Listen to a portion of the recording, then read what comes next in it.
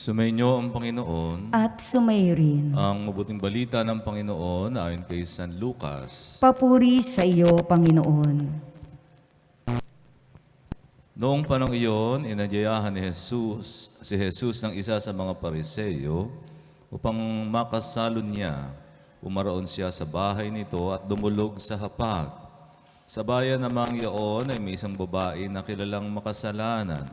Nabalitaan niyang kumakain si Jesus sa bahay ng Pariseo.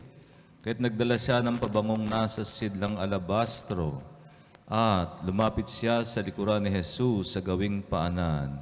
Siya'y nanangis at nabasa ng kanyang luha ang paa ni Jesus. Pinunasan niya ang mga ito ng kanyang buhok, hinagkan at pinahira ng pabango. Nang makita ito ng Pariseyong nag-aanyaya kay Jesus, nasabi nito sa sarili, kung talagang propeta ang taong ito, alam niya kung sino at kung anong uri ng babae ang humihipo sa kanya. Isang makasalanan. Bilang tugon sa iniisip ni Simon, sinabi ni Jesus, Simon, may sasabihin ako sa iyo. Sumagot siya, ano po iyon, Guro? Sinabi ni Jesus, may 2 taong nanghiram sa isang nagpapautang. Ang isa ay 500 denaryo at ang isa na may 50. Nang hindi makabayad, pareho silang pinatawad. Ngayon, sino sa kanila ang lalong nagmamahal sa nagpautang? Sumagot si Simon, sa palagay ko po ay ang pinatawad ng malaking halaga. Tama ang sagot mo, ang tugon ni Jesus.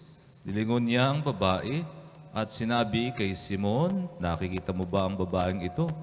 Pumasok ako sa iyong bahay at hindi mo man lamang ako binigyan ng tubig para sa aking paa.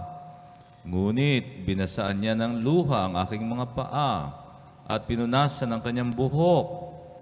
Hindi mo ako hinagkan, ngunit siya, mula nang pumasok ay hindi tumigil ng paghalik sa aking mga paa.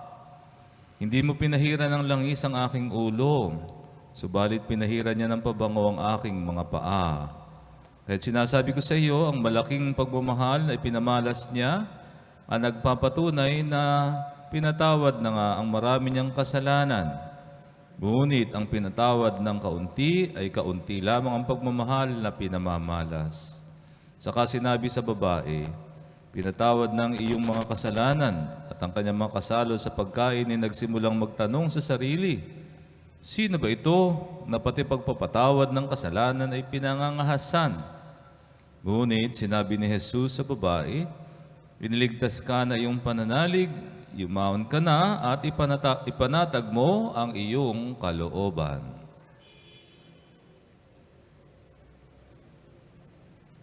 Ang mabuting balita na ating kaligtasan. Pinupuri ka namin, Panginoong Heso Kristo.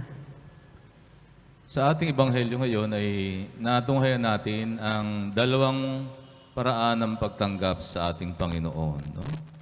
Una ay ang Pariseyong si Simon na inimbitahan si Jesus na sa isang salo-salo sa kanyang tahanan. Subalit, hindi ginawa ni Simon ang nakaugalian at ang kostumbre ng mga Hudyo na kapag may isang bisita na pumapasok sa iyong bahay, meron silang ritual ng paglilinis, paghuhugas ng paa. Meron silang ganon. Bilang paggalang sa bahay na kanyang papasukin, ay kapag may panauhin, hinuhugasan nito ang kanyang paa. Hindi niya ito ginawa. Hindi ito ginawa ni Simong Pariseo. At yung babae naman na itinuturing na makasalanan na maaring nag-gate crash, no? Hindi man siya imbitado ni Simon, ay pumasok sa bahay ni Simon at nakita niya ang pagkakataong ito upang humingi ng tawad kay Jesus sa kanyang mga kasalanan. At hinugasan ng babaeng ito ng kanyang luha ang paa ng ating Panginoong Hesukristo. At ang nakita nitong si Simon ay, ba't kaya pinapayagan nitong si Jesus ang babae ito na gawin yung ginagawa nito sa kanya? Alam po ninyo, meron po silang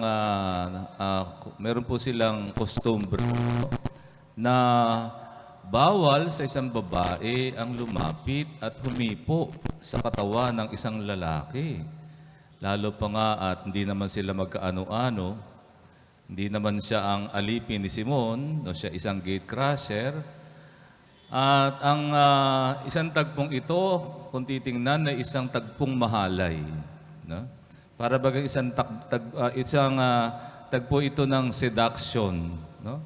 Isang babaeng hinahaplos-haplos ang paa ni Jesus at hinuhugasan ng kanyang luha at pinupunasan ng kanyang buhok. Sa costumbre ng mga Hudyo, ito is seduction, ito isang pang-aakit. At dahil dito, itong si Simon ay naskandalo. Sabi niya, kung talagang propeta itong si Jesus, dapat alam niya itong ginagawa ng babaeng ito ay isang kahalayan. No? Dapat kilala niya ang babaeng itong isang makasalanan. So, ang nangyari tuloy kay Simon ay natuon ang kanyang pansin sa babae na gumagawa ng isang kahalayan sa paa ni Jesus. Samantalang ito namang babae ay talagang focus na focus sa kanyang pagsisisi, sa kanyang kasalanan. Yung kanyang gesture na yon ay nakita ng Panginoon na isang matindi at wagas na paghingi ng tawad. No? Pagsisisi sa kanyang kasalanan. Kaya sa oras na yon ay batid ng Panginoon ang pagiging wagas at malinis na intensyon ng babae, ang paghingi ng tawad sa kanyang mga kasalanan. Samantalang ito namang si Simon ay wala, no? Natuon ang kanyang pansin sa babae na hindi niya na naisip na siya rin pala ay kailangan ding magsisi at humingi ng tawad sa ating Panginoon. Okay? Kaya nga sa bandang huli ay sinabi ng Panginoon, pinatawad ka na sa iyong mga kasalanan. Alam niyo mga kapatid, tayo din bilang mga tao, napakadali para sa atin kung makita ng kasalanan ng iba. Na? At kuminsan, na-focus din tayo sa kasalanan ng iba, hindi natin nakikita, nakakalimutan natin na tayo rin ay makasalanan at maaaring mas makasalanan pa. Na? Kaya nga, itong ebanghelyo ay isang babala para sa atin na bago natin tingnan ang pagiging makasalanan ng iba, ay suriin muna natin ang ating sarili. No? Sapagkat tayo din, lahat din sa atin, bawat isa sa atin, ay dapat ding makita ang ating kasalanan upang makita natin ang ating pangailangang lumapit at humingi ng tawad sa ating Panginoon. Okay? At saka, kaya nga sabi ng Panginoon, mas malaki ang napatawad, mas magiging malaki ang pagmamahal niya sa Diyos na nagpatawad sa Kanya. Isa sa madalas na problema sa isang taong self-righteous, no? Marami kasi, ang problema kasi ng mga Pariseyo, yung pagiging self-righteous. Yung feeling nila, paniwala nila, sila ay matuwid. Hindi nila kailangan ng pagpapatawad, no? Dahil sila na may mga matuwid. Subalit ang kanyang pagiging matuwid ay nakabatay lamang sa kanyang sarili, kaya nga self-righteous. No? Nagmamatuwid, nagmamalinis, nagmamagaling.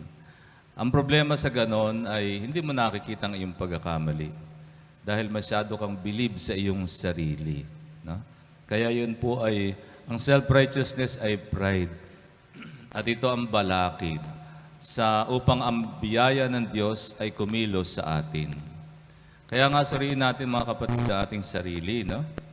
Naway ating iwaksi ang anumang bahid ng pagiging self-righteous at makita natin na ating tunay na kalooban, isang loobang makasalanan, upang makita natin ang pangailangang lumapit at magbalik loob at humingi ng tawad sa ating Panginoon.